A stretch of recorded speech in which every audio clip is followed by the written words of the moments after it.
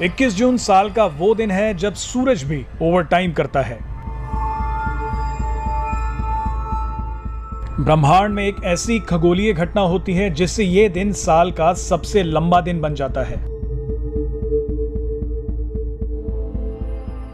दरअसल 21 जून को सूर्य की किरणें सबसे ज्यादा देर तक धरती पर पड़ती हैं। इस दिन सूरज की रोशनी धरती पर लगभग 15 से 16 घंटे तक रहती है और इस प्रक्रिया को अंग्रेजी में समर सोलिस्टिस कहते हैं।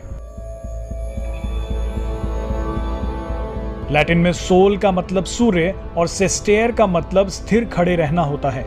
यानी सूर्य जब आम दिनों की अपेक्षा ज्यादा देर तक दिखाई दे तो उसे सोलिस्टिस कहते हैं। चलिए आपको वैज्ञानिक नजरिए से भी इस घटना के बारे में समझाते हैं। यदि आप वर्ष भर में दिन और रात की अवधि मापें तो एक बात आपके सामने स्पष्ट होगी कि गर्मियों में दिन लंबे और रातें छोटी हैं, जबकि सर्दियों में दिन छोटे और रातें लंबी हैं। इसका बहुत सरल कारण है। उसकी वजह है कि पृथ्वी की अक्ष अपनी कक्षा पर 23.5 डिग्री झुकी है।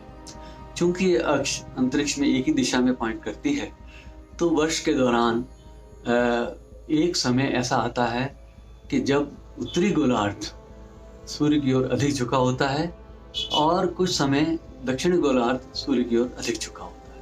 वर्ष के दौरान यदि आप देखें कि सूर्य पूर्व में किस बिंदु से उदय होता है, तो आपको लगेगा कि जैसे जैसे गर्मियां आती हैं ये बिंदु उत्तर की तरफ शिफ्ट होता जाता है।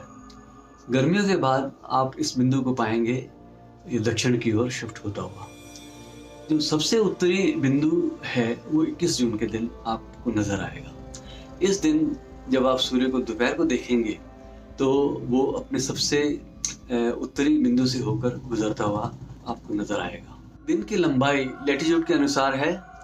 यदि आप श्रीनगर में रहते हैं तो आपका दिन करीब 14.5 घंटे और रात करीब 9.5 घंटे की होगी।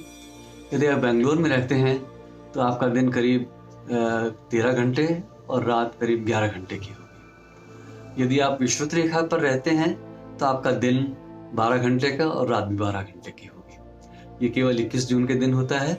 इसके बाद सूर्य दक्षिणायन हो जाता है और फिर दिन छोटे होने लगते हैं और रातें लंबी होने लगती हैं।